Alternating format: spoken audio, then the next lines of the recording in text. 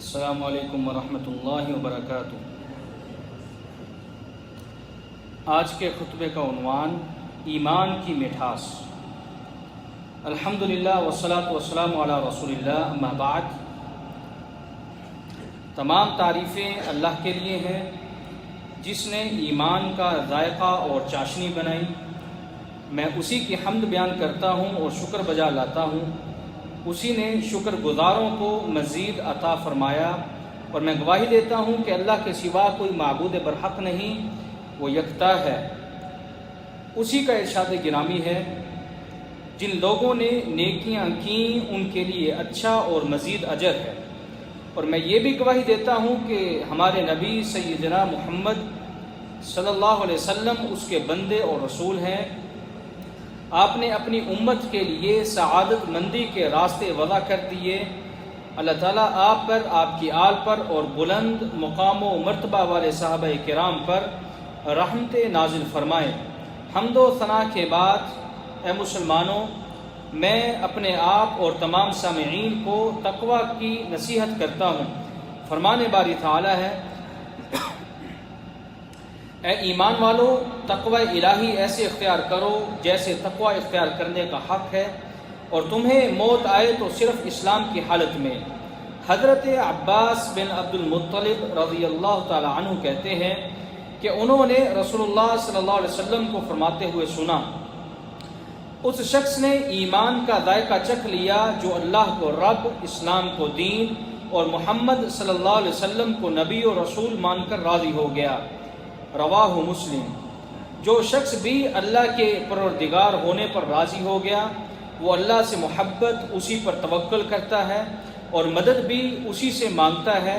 وہ شخص اللہ تعالیٰ پر اکتفا کرتے ہوئے کسی اور کی چاہت نہیں کرتا، کیونکہ اس کے علاوہ سب عاجز اور کمزور ہیں۔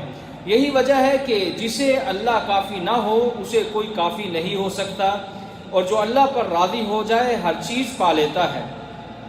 اور جو شخص اللہ پر مکمل اعتماد رکھے کبھی کسی کا محتاج نہیں ہوتا۔ جو شخص اللہ تعالیٰ کے ذریعے عزت پائے وہ کسی کے سامنے رسوا نہیں ہوتا۔ فرمان الہی ہے، الیس اللہ بکاف عبدہ، کیا اللہ تعالیٰ اپنے بندے کے لیے کافی نہیں ہے؟ اور جو شخص رسول اللہ صلی اللہ علیہ وسلم کے رسول ہونے پر راضی ہو گیا تو وہ صرف آپ کو ہی نمونہ، راہبر اور مرشد بنائے گا، آپ کی سیرت پڑھ کر سنتوں پر عمل پیرا ہوگا۔ اور جو شخص اسلام کے دین ہونے پر راضی ہو گیا تو وہ اسلام پر مطمئن ہوگا اور واجبات پر عمل اور ممنوعات سے کنارہ کش رہے گا۔ ایمان کے ذائقے اور مٹھاس کو وہی محسوس کرتا ہے جو محسوس کرنے کی حس رکھتا ہو۔ چنانچہ ایمان قلب میں داخل ہو کر دل کو لذت پہنچاتا ہے، زندگی خوشیوں سے اور دل فراخی سے بھرپور کر دیتا ہے۔ یہی وجہ ہے کہ جو شخص ایمان کی مٹھاس پا لے وہ نیکیوں میں چاشنی محسوس کرتا ہے، وہ رضائے الہی اور فنا فی سبیل اللہ ہونے کے لیے مشقت برداشت کرتا ہے۔ اس کے لیے وہ کسی بھی چیز کو قربان کرنے سے دریغ نہیں کرتا۔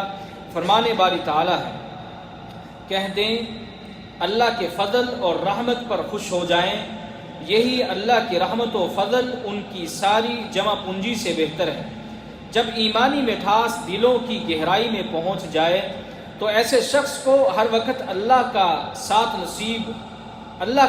نصیب کر دیتی ہے۔ یہ بندہ اپنی حرکات و سکنات اور دن ہو یا رات ہو، ہر لمحے اپنے خالق، پروردگار اور مددگار کا ساتھ پاتا ہے۔ اسی لیے ہمیں رسول اللہ صلی اللہ علیہ وسلم نے حکم دیا کہ ہر وقت یہ الفاظ کہتے رہو، رضیت باللہ ربا وبالاسلام دینا وبمحمد صلی اللہ علیہ وسلم نبیا، کہ میں اللہ کے رب ہونے پر راضی ہو گیا، اسلام کو میں نے دین بنایا، اور محمد رسول اللہ صلی اللہ علیہ وسلم کو میں نے نبی مانا۔ اللہ کی نافرمانی سے دور رہنا دل میں مٹھاس پیدا کرتا ہے۔ اللہ کی نافرمانی سے دور رہنا دل میں مٹھاس پیدا کرتا ہے۔ یہ مٹھاس وہی شخص محسوس کر سکتا ہے جو خوف الہی اور اللہ سے حیا کرتے ہوئے گناہ ترک کر دے۔ رسول اللہ صلی اللہ علیہ وسلم کا فرمان گرامی آپ نے فرمایا، نظر ابلیس کے زہریلے تیروں میں سے ایک تیر ہے۔ جو شخص اللہ کے خوف سے غلط جگہ نظر نہیں ڈالتا، اللہ تعالیٰ اسے اتنا ایمان نوازتا ہے کہ اس کی مٹھاس دل میں محسوس کرنے لگتا ہے۔ یہ حدیث صحیح سند کے ساتھ ہے۔ حضرت انس بن مالک رضی اللہ تعالیٰ عنہ کہتے ہیں کہ نبی اکرم صلی اللہ علیہ وسلم نے فرمایا، 3 چیزیں جس شخص میں بھی ہوں گی وہ ایمان کی مٹھاس محسوس کر سکتا ہے۔ ان میں سے پہلی چیز، اللہ اور اس کا رسول دیگر تمام اشیاء سے اس شخص کو پیارے ہو جائیں۔ دوسری چیز کہ انسان کسی سے محبت کرے تو صرف اللہ کے لیے۔ اور تیسری چیز کہ کفری عقائد اپنانے سے ایسے کراہت کرے جیسے آگ میں جانے سے کراہت کرتا ہے۔ رواہ البخاری و مسلم۔ ایمانی مٹھاس کی قیمت بہت زیادہ ہے۔ ایمانی مٹھاس کی قیمت بہت زیادہ ہے، لیکن اس کے اثرات بہت ہی مثبت اور بابرکت ہیں۔ ایمانی مٹھاس کی قیمت یہ ہے کہ اللہ اور اس کا رسول دیگر تمام اشیاء سے اسے پیارے ہوں، یعنی اللہ کے قرآن اور نبی اکرم صلی اللہ علیہ وسلم کے فرمان کی تمام تعلیمات مومین کے نزدیک دیگر تمام اشیاء سے محبوب ہوں۔ لہذا آپ کا ذاتی مفاد شرعی تقاضوں سے متصادم ہو تو شریعت اور رضا الہی کو مقدم کریں، اللہ اور اس کے رسول کی اطاعت کو خواہشات نفس پر ترجیح دیں، تب اللہ تعالیٰ کو مکمل طور پر اپنا محبوب بناؤ گے اور آپ کا تعلق اللہ کے ساتھ جڑ جائے گا۔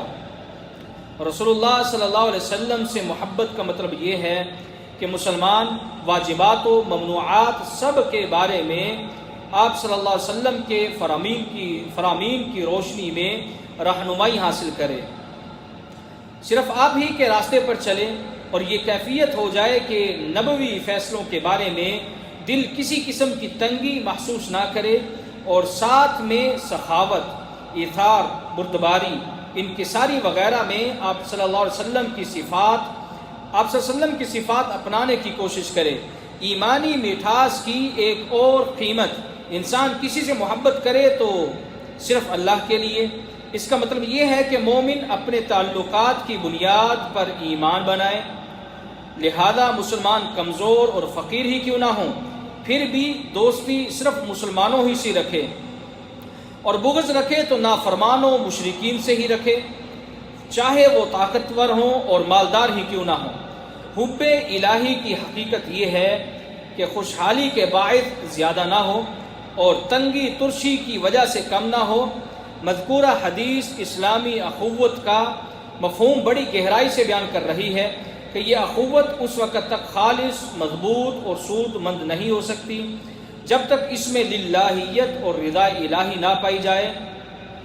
سچی اسلامی اخوت اس وقت تک مٹھاس نہیں دیتی جب تک تقوی اس میں شامل نہ ہو۔ فرمان الہی ہے، اس دن متقی لوگوں کے علاوہ تمام دوست ایک دوسرے کے دشمن بن جائیں گے۔ کفری عقائد اپنانے سے ایسے کراہت کریں جیسے آگ میں جانے سے کراہت کرتا ہے۔ کچھ لوگ ایسے ہوتے ہیں جو مطلب پورا ہونے پر عبادت کرتے ہیں، مفاد پورا ہو تو مطمئن رہتے ہیں، اور اگر آزمائش آ جائے تو روح گردانی کرتے ہوئے دنیا و آخرت میں خسارہ پاتے ہیں۔ لہذا دنیا ملتی رہے تو مومن رہتے ہیں، اور جیسے ہی دنیا جاتی رہے تو ایمان سے اظہار برات کرتے ہوئے اپنی پہلی حالت میں لوٹ جاتے ہیں، جبکہ سچا مومن دنیا کے آنے جانے سے متاثر نہیں ہوتا۔ اس کا دل انتہائی مضبوط، سستی ہو یا چستی، تنگی ہو یا فراخی، صحت ہو یا بیماری، ہر حالت میں دوسروں کا فائدہ کرتا ہے۔ کچھ لوگوں نے ایمانی مٹھاس کو چکھا اور اسے بیان بھی کیا۔ ان کا کہنا ہے کہ بسا اوقات دل کا ایسی حالت سے گزر ہوتا ہے کہ مجھے کہنا پڑتا ہے اگر اہل جنت کی یہی کیفیت ہوگی تو وہ واقعی نعمتوں میں ہوں گے۔ کسی نے اس چاشنی کے بارے میں کہا، دنیا میں بھی جنت ہے، جو دنیاوی جنت میں داخل نہیں ہو سکا آخرت کی جنت میں بھی داخل نہیں ہو سکا۔ تیسرا کہتا ہے کہ دل میں ایمانی خوشی اور لذت ہوتی ہے، جس شخص کو دل میں محسوس نہ ہو تو وہ شخص بے ایمان ہے یا اس کا ایمان ناقص ہے، اور یہ شخص ان لوگوں میں سے ہے جن کے بارے میں اللہ تعالیٰ کا یہ ارشاد گرامی ہے۔ دیہاتی لوگوں نے کہا ہم مومن ہو گئے۔ آپ کہہ دیجئے تم مومن نہیں بنے، لیکن تم کہو ہم مسلمان ہو گئے، کیونکہ ابھی تک تمہارے دلوں میں ایمان داخل ہی نہیں ہوا۔ ایمانی مٹھاس پانے والوں میں حضرت خبیب بن عدی رضی اللہ تعالیٰ عنہ بھی ہیں۔ آپ کو سولی پر چڑھاتے وقت کہا گیا کیا تم یہ پسند کرتے ہو کہ محمد صلی اللہ علیہ وسلم تمہاری جگہ ہوں اور تم اپنے گھر میں سکون کے ساتھ زندگی گزارو؟ تو انہوں نے کہا اللہ کی قسم مجھے تو یہ بھی پسند نہیں ہے کہ میں اپنے اہل و عیال کے ساتھ دنیاوی عیش و عشرت میں زندگی گزاروں اور رسول اللہ صلی اللہ علیہ وسلم کو کانٹا بھی چھپے۔ جس خاتون نے ایمانی مٹھاس کو پایا تھا، جب اسے خبر ہوئی کہ نبی اکرم صلی اللہ علیہ وسلم میدان احد میں شہید ہو گئے ہیں، تو یہ خاتون میدان مارکا کی طرف دوڑی، آنکھوں سے دیکھتی ہے کہ باپ بھی قتل ہو گیا، بھائی بھی قتل ہو گیا، بیٹا بھی قتل ہو گیا اور خامد بھی قتل ہو گیا، پھر بھی پوچھتی ہے رسول اللہ صلی اللہ علیہ وسلم کیسے ہیں؟ چنانچہ جیسے ہی نظریں نبی صلی اللہ علیہ وسلم کی ذات گرامی پر پڑتی ہیں تو مطمئن ہو کر کہتی ہے اللہ کے رسول آپ کی موجودگی میں ہر مصیبت ہیچ ہے۔ جو شخص بھی ایمانی مٹھاس چکھ لے اسے ٹکڑے ٹکڑے کر کے بھی دین سے نہیں ہٹایا جا سکتا۔ کفار نے حضرت بلال رضی اللہ تعالیٰ عنہ کو کفر پر مجبور کرنے کے لیے سینے پر پتھر رکھ دیا، لیکن پھر بھی بلال کہتے رہے احد احد، وہ اکیلا ہے، وہ بے نیاز ہے۔ عہد نبوی کے رومی بادشاہ ہرقل نے جب ابو سفیان سے پوچھا تھا اے ابو سفیان کیا کوئی اس کے دین سے متنفر ہو کر مرتد بھی ہوتا ہے؟ تو ابو سفیان نے کہا نہیں۔ ہرقل نے کہا دل میں اترنے کے بعد ایمانی کیفیت ایسے ہی ہوتی ہے۔ جب مسلمان ایمانی مٹھاس چکھ لے تو عام انسان نہیں رہتا، اس کی زندگی کا کچھ اور ہی مزہ ہوتا ہے، جس کی بنیاد ایثار و قربانی پر ہوتی ہے۔ دوسروں کو دے کر زیادہ خوش ہوتا ہے، دوسروں کو عطا کر کے زیادہ خوش ہوتا ہے، ہر فرد کے لیے بھلائی سوچتا ہے۔ ایمانی مٹھاس کی علامات میں یہ شامل ہے کہ مومن دل کی گہرائی سے یہ عقیدہ رکھے کہ رزق اللہ کے ہاتھ میں ہے، اور جو چیز اللہ اپنے بندوں کو دے دے اسے کوئی روک نہیں سکتا، اور کوئی بھی ذی روح چیز اپنا رزق اور عمر پوری کرنے سے پہلے نہیں مر سکتی۔ فرمان باری تعالی ہے مرد ہو یا عورت، کوئی بھی ایمان کی حالت میں نیک عمل کرے گا ہم اسے خوشحال زندگی سے نوازیں گے اور ان کے اچھے اعمال کے بدلے میں انہیں ضرور اجر و ثواب عطا کریں گے۔ اے اللہ کے بندو، ایمانی مٹھاس تمام عبادات پر حاوی ہے، اسی لیے کسی نے کہا ہر لذیذ چیز کی لذت ایک بار ملتی ہے لیکن عبادت کی لذت 3 بار ملتی ہے۔ عبادت کرتے ہوئے ماضی میں جو کی گئی ہو، عبادت کو یاد کرتے ہوئے جو مستقبل میں کی جائے گی، اور عبادت کا اجر و ثواب وصول کرتے ہوئے خشوع و خضوع کے ساتھ ادا کی ہوئی نماز کی، خشوع و خضوع کے ساتھ ادا کی ہوئی نماز کی اپنی ایک لذت ہے۔ حتیٰ کہ نماز آنکھوں کی ٹھنڈک، روح کے لیے نعمت اور دل کے لیے جنت بن جاتی ہے۔ دنیاوی امور میں پھنس کر دل کو اس وقت تک چین نہیں ملتا جب تک نماز میں داخل نہ ہو جائے۔ اسی لیے امام المتقین صلی اللہ علیہ وسلم نے ارشاد فرمایا اے بلال ہمیں نماز کے ذریعے راحت پہنچاؤ۔ صحابہ کرام، تابعین اعظام اور سلف صالحین کے ہاں قیام اللیل کا عظیم مقام تھا اور انہیں قیام اللیل میں بے مثال لذت حاصل ہوتی تھی۔ کسی نے کہا اللہ کی قسم اگر قیام اللیل نہ ہوتا تو میں دنیا میں رہنا پسند ہی نہ کرتا۔ اللہ کی قسم رات کو قیام کرنے والے اپنے رب سے جو مٹھاس پاتے ہیں وہ کھیل کود سے زیادہ لذت والی ہوتی ہے۔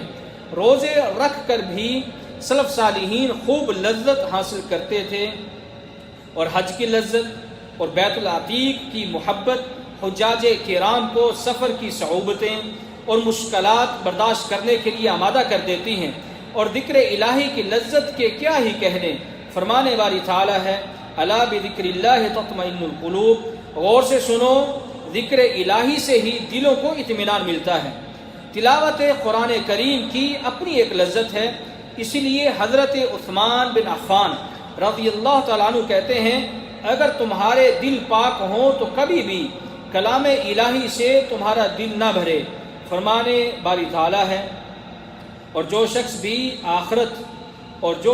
بھی آخرت چاہتے ہوئے ایمان کی حالت میں اسی کی کوشش کرے تو انہیں لوگوں کی جد و جہد قابل قدر ہوگی۔ اللہ تعالیٰ میرے اور آپ سمیت ان باتوں پر عمل کرنے کی توفیق عطا فرمائے۔ وآخر دعوانا الحمدللہ رب العالمین۔